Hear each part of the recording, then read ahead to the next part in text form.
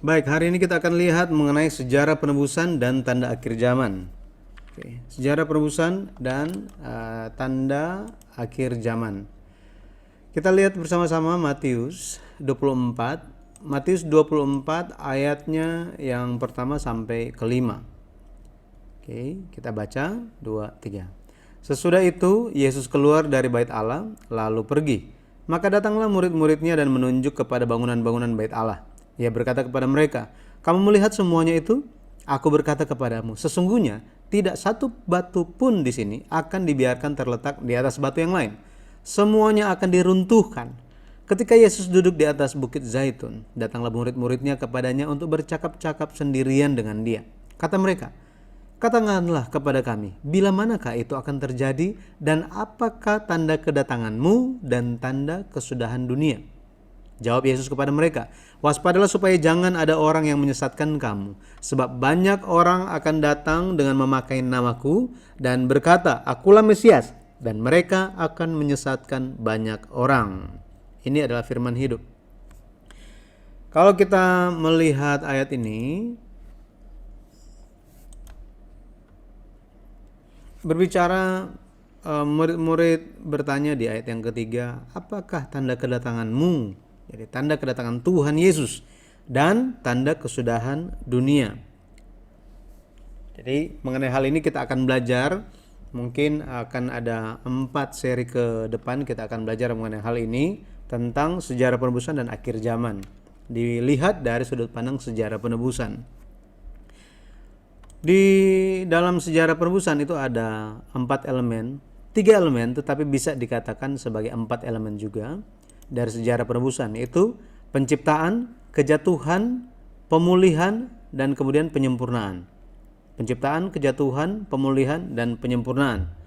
Dan ketika penyempurnaan itu terjadi, akan ada kedatangan Tuhan dan akhir dari dunia. Nah, mari kita lihat apa yang menjadi tanda? Apa yang menjadi tanda? Karena dikatakan bahwa ada tanda yang akan terjadi sebelum kedatangan Tuhan dan ada tanda mengenai akhir zaman. Kita akan lihat bersama-sama mengenai hal ini.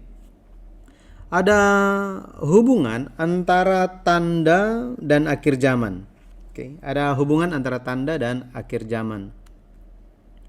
Di dalam bahasa Yunani, tanda itu di sini ada tanda.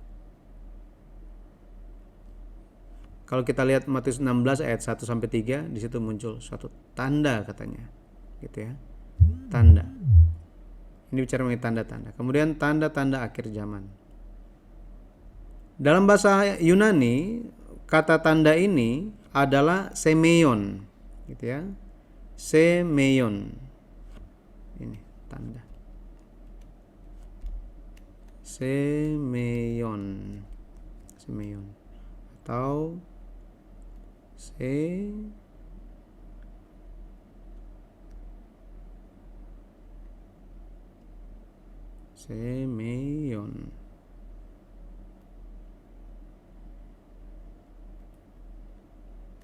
Semeion. Semeion ini berbicara mengenai sesuatu yang diberikan ketika akhir itu mendekat. Sesuatu yang diberikan ketika akhir mendekat. Kalau dalam bahasa kanji itu dikatakan ada tanda khusus, sehingga bukannya akhir itu tiba-tiba datang, tetapi ada tanda khusus yang terjadi. Sekali lagi, sebelum akhir itu datang akan diberikan tanda yang khusus. Tujuannya apa? Supaya kita bisa berjaga-jaga, supaya kita bisa waspada ketika akhir itu mendekat. Di dalam Alkitab ada bermacam-macam tanda yang menunjuk bahwa akhir itu akan tiba. Jadi orang akan berpikir, oh akhirnya sudah dekat. Yesus, dia adalah firman yang menjelma menjadi manusia. Akan tetapi orang-orang tidak mengenal Yesus. Sekali lagi, Yesus firman, dialah Allah yang menjelma menjadi manusia. Tetapi orang-orang tidak mengenal Yesus. Makanya Yesus berkata kepada mereka apa? Coba kita lihat. Matius 16 ayat 1 sampai 3. Kemudian datanglah orang-orang Farisi dan Saduki hendak mencoba Yesus. Mereka meminta supaya ia memperlihatkan suatu tanda dari sorga kepada mereka. Tetapi jawab Yesus, pada hari petang karena langit merah, kamu berkata hari akan cerah. Dan pada pagi hari karena langit merah dan redup, kamu berkata hari buruk. Rupa langit kamu tahu membedakannya, tetapi tanda-tanda zaman tidak. Jadi Yesus bilang apa? Mereka bisa melihat tanda-tanda alam, tetapi tanda dari anak manusia, tanda zaman, mereka tidak tahu. Ketika Tuhan sudah datang, mereka tidak tahu. Sudah ada tandanya, mereka pun tidak tahu. Tanda-tanda, ini semeon dalam bentuk jamak. Jadi ada banyak tanda yang akan diberikan menjelang kedatangan Tuhan. Menjelang kedatangan Tuhan. Ini bahkan sebelum apa? Sebelum kedatangan pertama. Sebelum kedatangan pertama, Yesus Kristus, sudah ada apa? Sudah ada tanda-tanda yang diberikan. Kalau kita lihat kitab Maleaki, di Maleaki pasal 4 ayat yang kelima, ayat yang keenam, Tuhan menutup perjanjian lama dengan menyatakan apa? Dengan menyatakan bahwa akan ada tanda-tanda yang terjadi, tanda-tanda yang akan diberikan. Jadi bukan ketika Yesus berbicara seperti ini, ada tanda ketika anak manusia itu akan datang. Bukan hanya, kita jangan hanya berpikir, tanda-tanda itu hanya diberikan sebelum kedatangan kedua. Enggak. Kita perlu belajar bahwa bahkan sebelum kedatangan pertama Tuhan Yesus, sudah ada tanda-tanda yang terjadi, sudah ada tanda-tanda yang diberikan. Nah, jadi di Matius 24 ayat 30 dikatakan pada waktu itu akan tampak tanda anak manusia di langit dan semua bangsa di bumi akan meratap dan mereka akan melihat anak manusia itu datang di atas awan-awan di langit dengan segala kekuasaan dan kemuliaannya. Jadi akan ada tanda yang terjadi sebelum Yesus datang kembali. Maka hubungannya dengan akhir zaman, kalau kita lihat, jadi kita kan sementara membahas, ternyata sebelum kedatangan Tuhan ada tanda. Terus sebelum akhir zaman ada tanda. Jadi hubungannya dengan akhir zaman, ada keperluan untuk melihat tanda-tanda ini. Kita perlu memperhatikan tanda-tanda ini. Kenapa? Jika kita tidak memperhatikan tanda-tanda ini, kita bisa kita bisa melewatkan kedatangan Tuhan. Sama seperti orang-orang Yahudi, orang Farisi, orang Saduki, mereka melewatkan tanda-tanda yang sudah dinubuatkan sebelumnya di perjanjian lama. Tapi kita perlu ingat bahwa kedatangan Yesus itu tidak sesuai dengan rencana manusia, tidak berdasarkan pikiran manusia. Nanti kita akan lihat bahwa kedatangan Tuhan itu bahkan di kepala murid-murid itu berbeda. Pemahaman mereka, konsep mereka itu berbeda. Jadi kita telah melihat yang pertama tentang tanda. Apakah tanda itu? Apakah tanda itu diperlukan? Buat apa? Tanda itu diperlukan untuk memperhatikan, untuk berjaga-jaga, berwaspada, untuk antisipasi apa? Kedatangan Tuhan kembali. Maka coba kita belajar lebih spesifik lagi, kedatangan Tuhan, kedatangan Mesias bagi murid-murid itu seperti apa sih? Dan bagaimana pendapat Yesus mengenai kedatangan ini? Nah, kita lihat dulu kedatangan bagi murid-murid. Bagi murid-murid, mereka menganggap kedatangan Mesias, kedatangan Tuhan itu secara politik dan akhir dunia itu secara literal. Sekali lagi, kedatangan Mesias, kedatangan Tuhan bagi murid-murid, bagi pikiran mereka itu secara politik dan akhir dunia itu secara literal. Yang pertama kita lihat kedatangan secara politik. Kedatangan secara politik. Kalau kita lihat di Matius 24 ayat 2 dikatakan begini. Ia berkata kepada mereka, jadi Yesus berkata kepada para murid, kamu melihat semuanya itu? Aku berkata kepadamu, sesungguhnya tidak satu batu pun di sini akan dibiarkan terletak di atas batu yang lain. Semuanya akan diruntuhkan, katanya. Akan diruntuhkan. Jadi bahkan di ayat yang ketiga, Yesus bilang begini.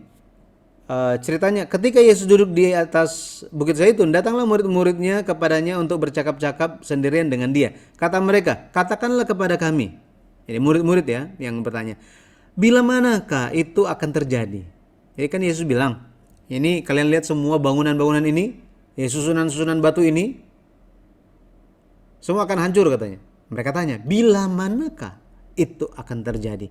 Dan apakah tanda-tanda kedatangan? Apakah tanda kedatanganmu dan tanda kesudahan dunia? Di sini murid-murid berpikir bahwa Yesus itu, kedatangan Yesus adalah Mesias, dialah Raja, dan Yesus datang ini secara politik. Dalam pemahaman apa? Dalam pemahaman Yesus akan menggulingkan, akan mengalahkan pemerintah Roma, juga pemimpin-pemimpin yang pemimpin-pemimpin agama, pemimpin waktu itu ada Herodes juga, pemimpin wilayah. Kalau kita lihat ada Pilatus juga kan, akan mengalahkan mereka semua, akan menggulingkan semuanya, sehingga mereka akan mendapatkan suatu posisi tertentu di dalam pemerintahan di Israel. Ini pikiran murid-murid. Makanya mereka membentuk kelompok-kelompok dengan apa? Dengan konsep ini, dengan pemikiran ini. Oh, nanti ketika Yesus itu jadi raja, jadi pemimpin umat Israel, maka saya akan di posisi ini, kamu akan di posisi ini. Tapi ada yang nggak setuju, akhirnya mereka berantem. Mereka bertengkar karena posisi, gitu ya. Makanya Yesus omelin mereka. Yesus marahin mereka semua. Seperti ini, mereka berpikir bahwa Tuhan datang secara politik, ya, secara politik. Makanya Yesus memisahkan mereka. Kalau kita lihat, setelah Yesus kalau kita baca, nanti ibu-ibu baca gitu ya, di Yohanes pasal 6. Yohanes pasal 6, Yesus menjelaskan. Jadi sebelum Yohanes pasal 6, Yesus itu lakukan banyak sekali mujizat. Dan salah satu mujizat yang dilaksanakan itu adalah mujizat tentang 5 roti dan 2 ikan. Waktu itu kalau kita baca, Injil mengatakan banyak orang hendak menjadikan Yesus sebagai raja. Wah, memikirkan ini, mendengarkan hal ini, murid-murid itu sangat setuju. Sangat-sangat setuju. Tetapi kalau kita lihat, ketika orang-orang banyak itu mulai berkumpul dan hendak menjadikan Yesus sebagai raja, Yesus mengajak para murid tinggalkan tempat itu, menyeberang. Jadi mereka meninggalkan orang banyak itu. Kenapa? Karena Yesus tidak mau mereka diisi oleh pikiran-pikiran yang demikian. Tetapi ya, apa boleh buat? Udah masuk duluan gitu ya, pikiran-pikiran itu. Makanya sampai mereka berjalan di malam, ketika mereka berjalan ke Yerusalem, di 1 minggu terakhir Yesus Kristus pun mereka masih berantem siapa yang lebih besar. Seperti ini. Jadi mereka melihat kedatangan Tuhan secara politik. Tetapi yang kedua, kita lihat, bukan hanya mereka memikirkan kedatangan Tuhan secara politik, mereka berpikir bahwa akhir dunia itu secara literal. Secara literal. Matius 16 ayat 21 sampai 23, Yesus menyatakan, aku harus mati. Tapi murid-murid, mereka bilang apa? Oh no, jangan sampai itu terjadi. Jangan sampai. Kenapa? Karena raja orang Yahudi, engkau guru, engkau ya Tuhan. Ini Tuhan bukan Tuhan Tuhan pencipta sebenarnya. Di sini mereka memanggil Tuhan itu dengan seperti sir gitu ya, majikan, seseorang yang dihormati. Jadi bukan menuju kepada jadi kalau baca ini Tuhan huruf kecil dan di Perjanjian Lama ada Tuhan huruf besar semuanya, ini kita harus bedakan gitu ya. Nah, nanti kita bicara mengenai nama-nama Tuhan juga. Itu suatu topik yang menarik. Nah, jadi di sini mereka menganggap Yesus itu harus menjadi raja yang menaklukkan Roma, menaklukkan dunia. Tetapi mereka sangat syok saat dengar Yesus bilang apa? Yesus bilang, aku harus mati. Matius 16 ayat 21 sampai 23. Sejak waktu itu Yesus mulai menyatakan kepada murid-muridnya bahwa ia harus pergi ke Yerusalem dan menanggung banyak penderitaan dari pihak tua-tua, imam-imam kepala dan ahli-ahli Taurat, lalu dibunuh dan dibangkitkan pada hari ketiga. Yesus nyatakan semuanya. Apa yang akan terjadi? Ayat 22. Tetapi Petrus menarik Yesus ke samping dan menegur dia. Katanya, Tuan, kiranya Allah menjauhkan hal itu sekali-kali takkan menimpa engkau. Maka Yesus berpaling dan berkata kepada Petrus, enyahlah iblis, engkau suatu batu sandungan bagiku, sebab engkau, nah di sini, engkau bukan memikirkan apa yang dipikirkan Allah, melainkan apa yang dipikirkan manusia. Ini suatu hal yang tidak pernah terpikirkan oleh para murid. Bahwa Yesus katakan dia akan mati dan bangkit pada hari ketiga. Mereka syok. Daripada memperhatikan kata bangkitnya, bukannya bertanya kenapa hal itu terjadi, apa alasannya, tujuannya apa, untuk menggenapi apa. Mereka gak sadar semuanya. Di kepala mereka hanya berpikir bahwa apa? Pokoknya semua itu harus selesai. Harus selesai apapun yang terjadi. Yesus ada bersama dengan kami. Jadi guru, pokoknya apapun yang akan terjadi, dunia akan selesai. Jadi mereka yang lebih tahu daripada Tuhan. Ini. Jadi mereka memikirkan Yesus sementara berbicara tentang apa yang akan terjadi di masa depan. Kita kembali lagi. Apa yang akan terjadi di masa depan. Tetapi murid-murid memikirkan sekarang ini apa? Kedatangan saat ini seperti apa? Semuanya akan selesai saat ini juga. Makanya kalau kita lihat perbedaannya di mana kedatangan bagi murid-murid sama kedatangan yang Yesus maksudkan. Miss-nya di sini adalah mereka tidak memikirkan apa yang dipikirkan Allah. Emangnya yang dipikirkan Allah itu apa sih? Nah ini betul ya. Saya merekomendasikan untuk membaca buku yang ketiga seri sejarah penebusan yang ditulis oleh Pendeta Abraham Park, yang membahas tentang perjanjian-perjanjian di dalam Alkitab. Bagaimana setiap perjanjian itu didirikan, tujuannya apa, perjanjian diberikan di setiap zaman, kemudian bagaimana itu digenapi, bagaimana itu bersaksi tentang Yesus, dan Yesus menggenapi semua perjanjian itu. Ya, supaya kita tahu, oh ternyata pikiran Allah itu, ya, jadi pikiran Allah itu berbicara mengenai pekerjaan penebusan yang Allah ingin lakukan.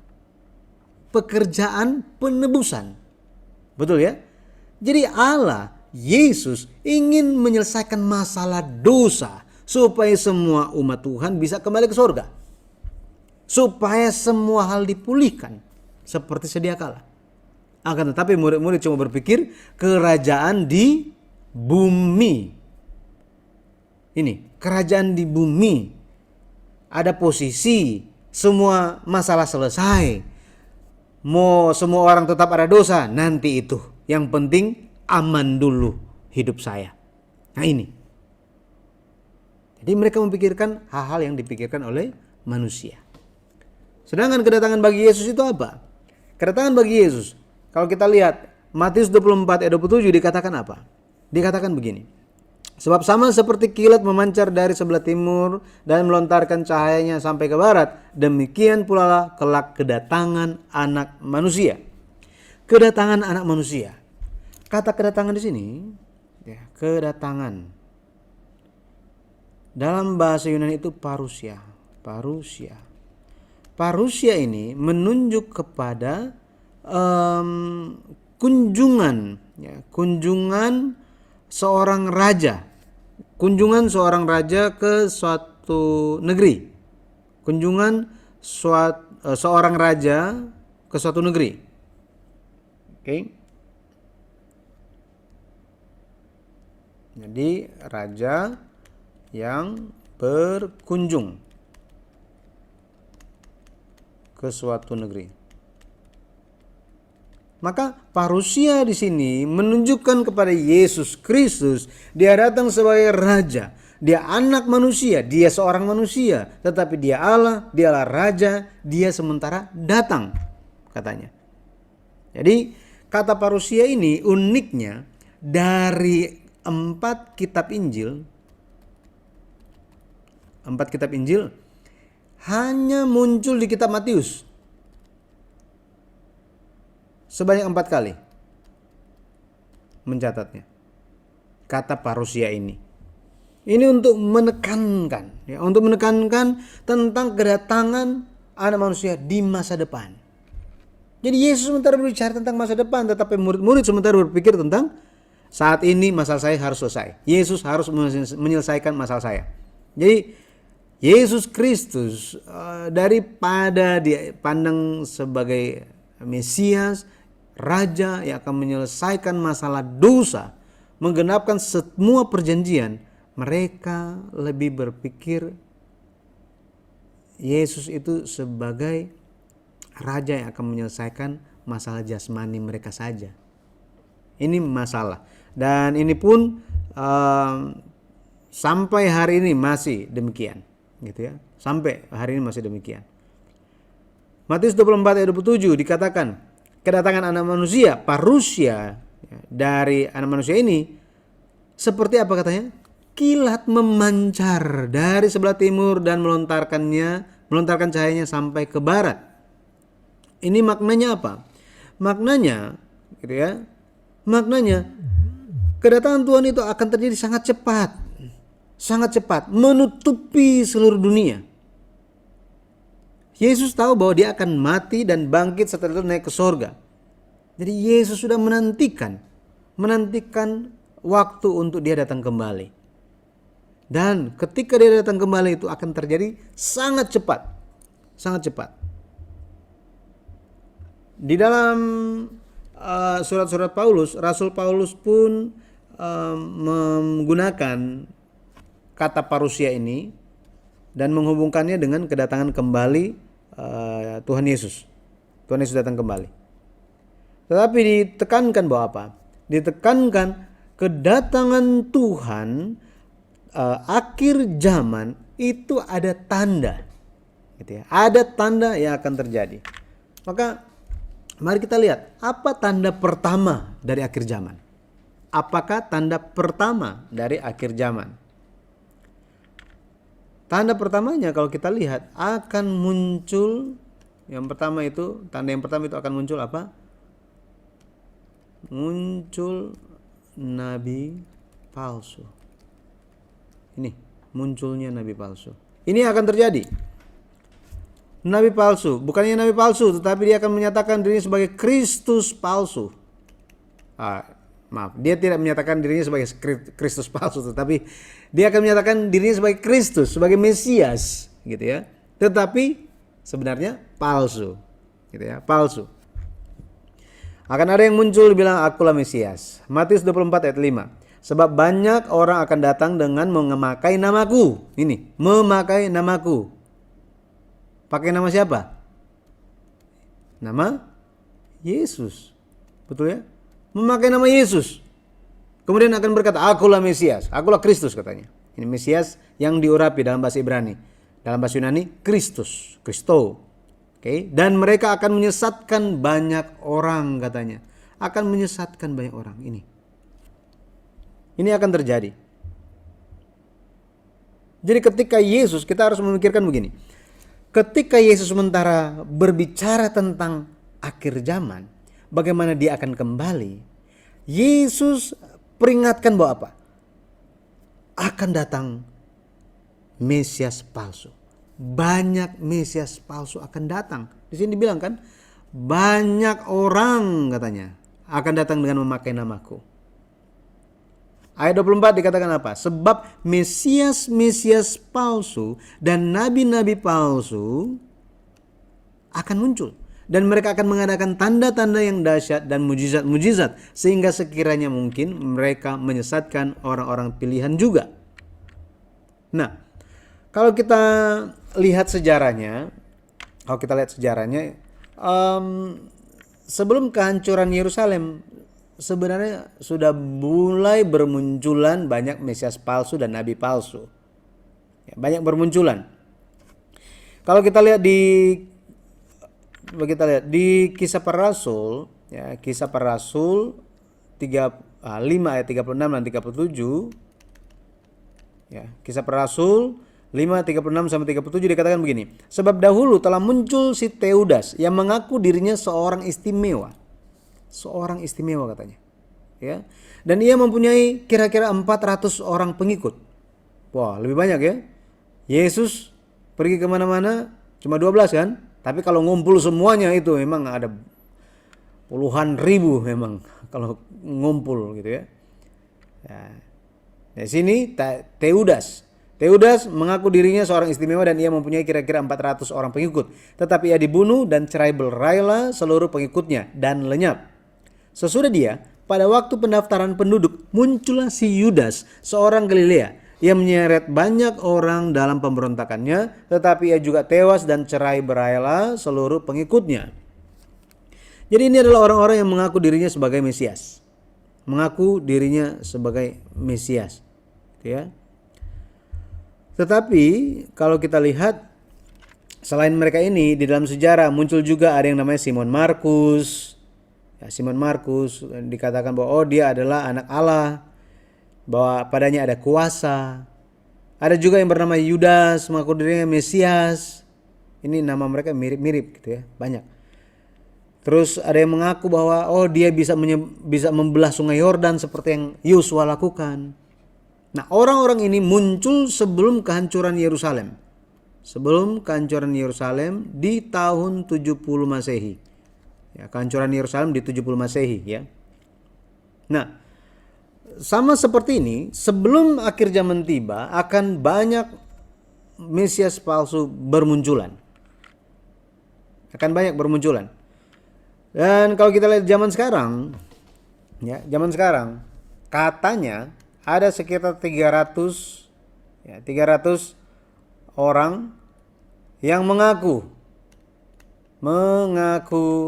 sebagai Yesus, sebagai kedatangan kedua.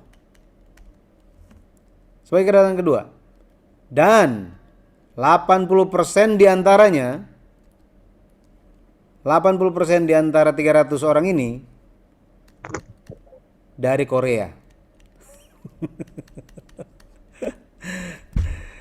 Nah, kita harus berhati-hati gitu ya.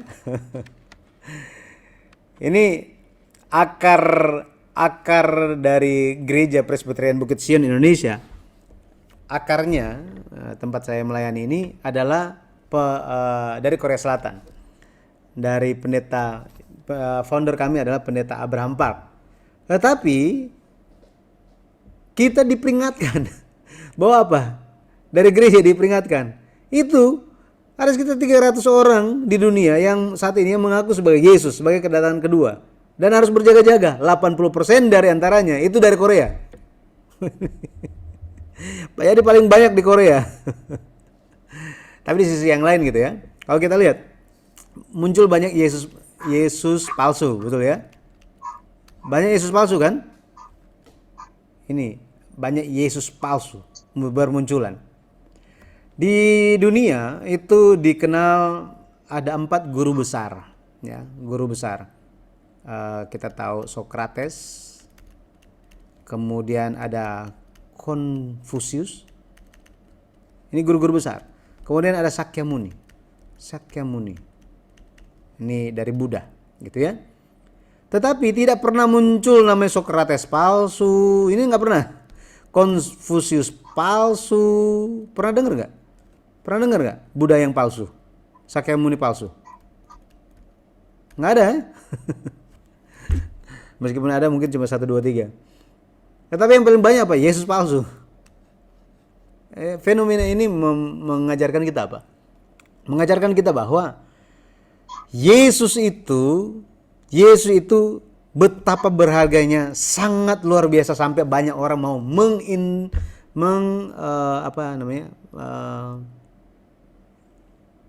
imitasi. Nah ini, mengimitasinya.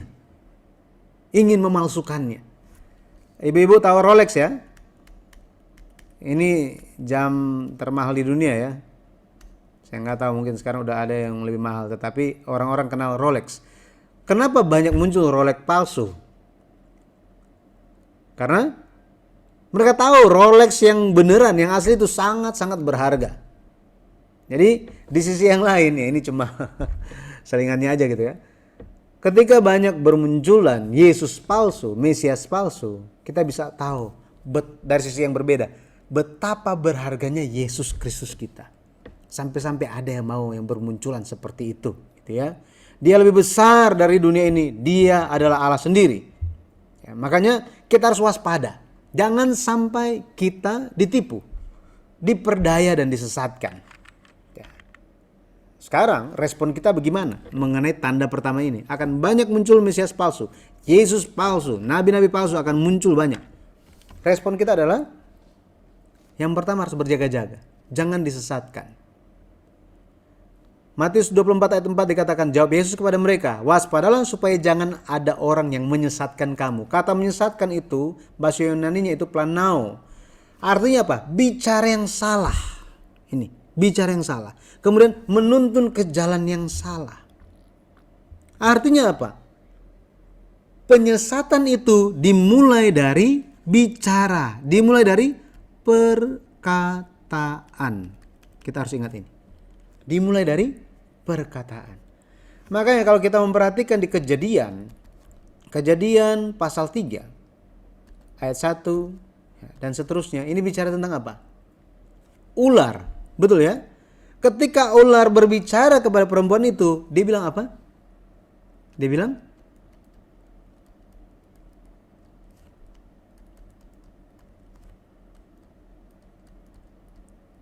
tentulah Allah berfirman.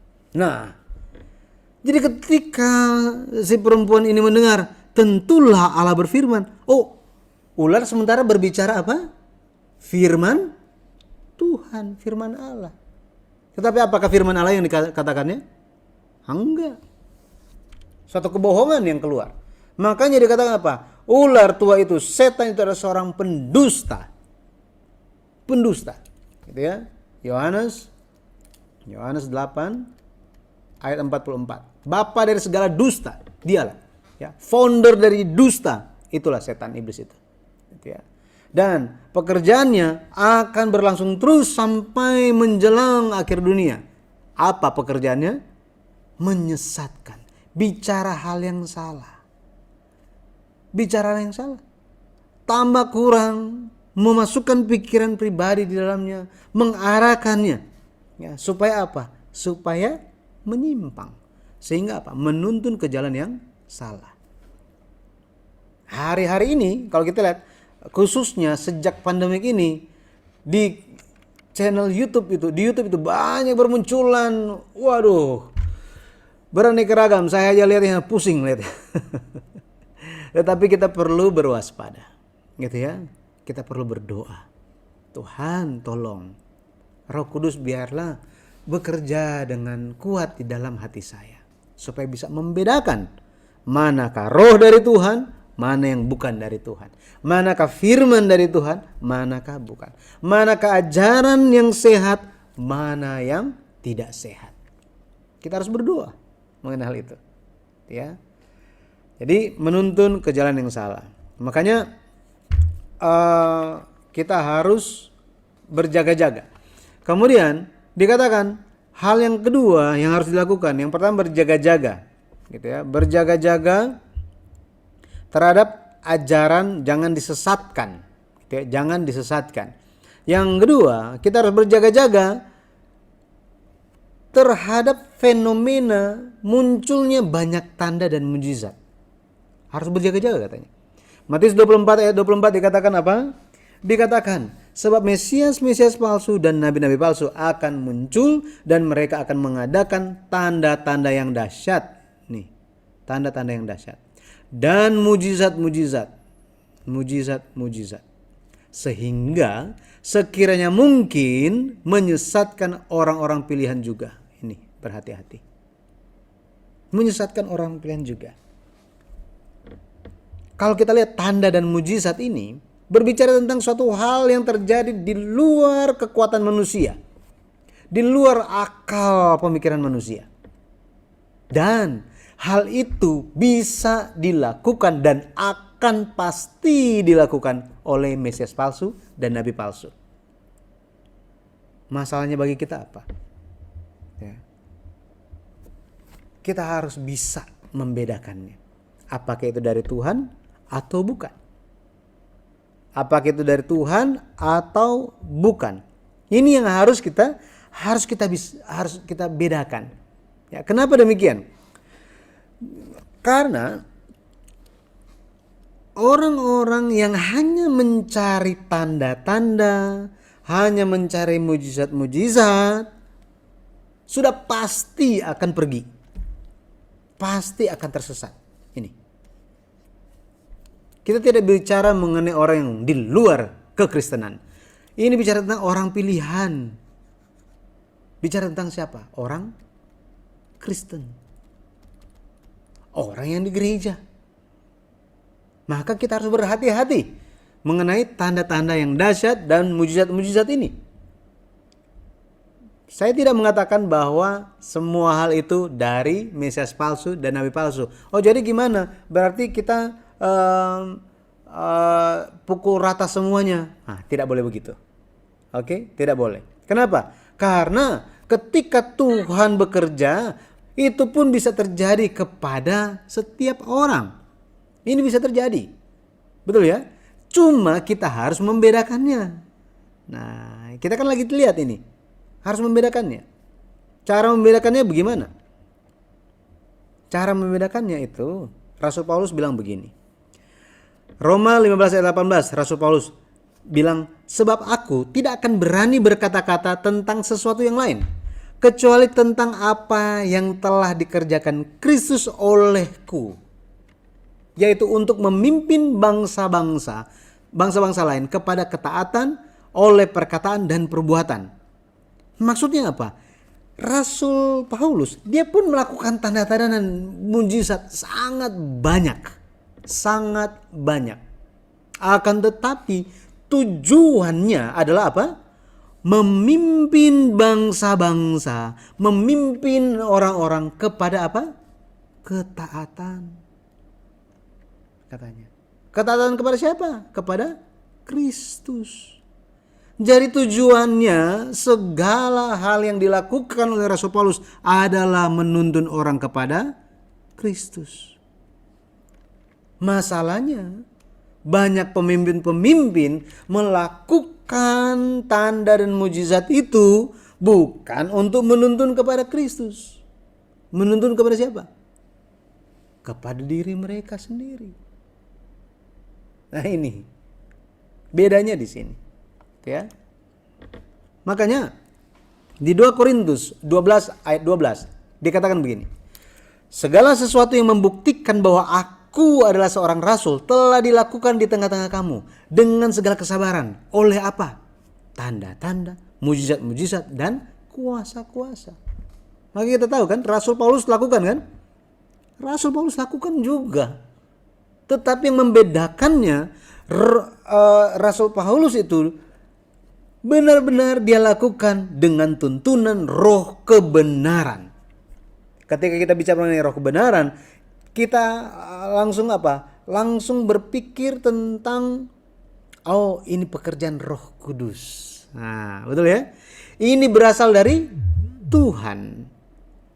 Jika seseorang itu melakukan mujizat dan tanda dengan roh kebenaran, jika dari Allah, kita bisa bedakannya gimana? Dia yang menyampaikan atau yang melakukan mujizat ini, menunjukkan tanda-tanda, dia akan mendengarkan firman Tuhan. Ini yang pertama. Dia akan mendengarkan firman Tuhan dan dia akan bicara tentang firman Tuhan. Tetapi kalau kita lihat, untuk membedakannya, jika orang-orang itu ya yang tampil sebagai Mesias palsu, pendeta palsu, nabi palsu, rasul yang palsu, jika mereka dituntun oleh roh yang menyesatkan, yang berasal dari iblis, dari dunia, yang mereka bicarakan apa? Yang mereka sampaikan apa? Tentang perkataan-perkataan dunia. Ketika bicarakan mengenai firman Tuhan, dia bilang apa? No, firman Tuhan itu sudah berlalu. Saya sudah apa? Sudah naik levelnya. Sorry ya, level saya sudah naik. Alkitab itu sudah lewat. Level saya di sini adalah apa? Untuk berbicara tentang semua ilmu di dunia. Firman Tuhan itu sudah di luar kepala. Bahkan terlalu di luar kepala, sudah nggak ada firman Tuhan di kepala. Hal ini akan terjadi, saudara. Ya, akan terjadi. 1 Yohanes 4 ayat 5-6 dikatakan apa? Mereka, di sini bicara tentang nabi palsu, antikristus. Dikatakan apa? Mereka berasal dari dunia. Sebab itu mereka berbicara tentang hal-hal duniawi dan dunia mendengarkan mereka. Kami, ini Rasul Paulus bilang apa? Kami para rasul berasal dari Allah. Barang siapa mengenal Allah, ia mendengarkan kami. Barang siapa tidak berasal dari Allah, dia tidak mendengarkan kami. Itulah tandanya roh kebenaran dan roh yang menyesatkan. Mereka ya, yang dituntun oleh roh yang menyesatkan dan tampil sebagai pemimpin-pemimpin, sebagai gembala-gembala yang tidak berkenan kepada Tuhan, yang tampil sebagai mesias-mesias palsu, mereka apa? Apa yang mereka lakukan? Mereka berbicara tentang perkataan dunia, tentang hal dunia, dan memuliakan diri sendiri. Ini yang terjadi. Sebaliknya, bagi mereka yang berasal dari Tuhan, mereka yang benar-benar rasul dari Tuhan, gembala-gembala yang berkenan kepada Tuhan adalah apa? Gembala-gembala yang berbicara tentang firman Allah. Secara otomatis mereka memuliakan Allah saja. Seperti ini, memuliakan Allah saja. Jadi, kalau kita lihat pada akhirnya sebagai contoh tadi gitu ya, contoh tadi di kisah para rasul ya, di kisah para rasul dikatakan ada ini Teudas kan, nih Teudas dikatakan apa? Dia mengaku dirinya seorang yang istimewa. Nah, inilah ciri-cirinya penyesat, mengaku dirinya sebagai seorang yang istimewa, menyombongkan dirinya sendiri, membanggakan dirinya sendiri. Ini tantangan. Tadi ya, Ibu Meti juga bicara gitu ya, bagaimana fenomena yang sedang terjadi. Pada akhirnya fenomena-fenomena yang sedang terjadi ini, banyak orang yang meninggalkan Yesus, gitu ya.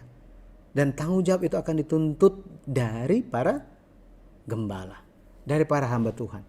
Makanya hamba Tuhan itu ada satu tanggung jawab yang mendasar, menyampaikan firman Tuhan, menuntun umat Tuhan menuju kepada ketaatan, menuju kepada Kristus, dan hanya memuliakan Kristus Yesus saja. Ya, jadi saya berdoa dalam nama Tuhan Yesus Kristus, kiranya kita semua bisa menjadi anak-anak Tuhan yang bisa membedakan dan lebih lagi mendoakan supaya pendeta-pendeta hamba-hamba Tuhan benar-benar dituntun oleh roh kebenaran. Karena godaan dunia itu sangat besar. Ini realita, betul ya? Godaan dunia itu sangat besar. Ya, kalau kayaknya perlu lakukan ini, perlu lakukan itu, akhirnya tembok atau pagar yang begitu tinggi, nggak apa-apalah, direndahin aja gitu ya. Jadi kekudusan itu mulai ditoleransi. Nah ini, mulai toleransi. Pagarnya diturunin aja dulu, gitu ya. Nggak apa-apalah untuk Tuhan ini. Akhirnya sudah tidak bisa membedakan. Ya, orang datang, saya suka pendeta ini, saya suka pendeta itu. Gara-gara apa? Bukan gara-gara Tuhan Yesusnya, tapi gara-gara pendetanya. Nah ini. Is it bagus? Ya somehow itu oke, tetapi apa? Benar-benar dari pendetanya harus menuntun kepada Yesus Kristus. Jangan yang diidolakan pendetanya. Ini akhirnya jadi bukan jadi Indonesian Idol, tetap jadi jemaat idol. Ini idolatry kan? Berhala jadinya. Ini yang harus kita doakan. Ya, kita selalu perlu untuk mendoakan hamba-hamba Tuhan supaya mereka benar-benar bisa mengajarkan ajaran yang sehat bagi jemaat dan bisa terus menuntun jemaat kepada Kristus sebagai gembala yang agung. Saya berdoa di dalam nama Tuhan Yesus Kristus kita melakukan hal ini. Amin. Amin.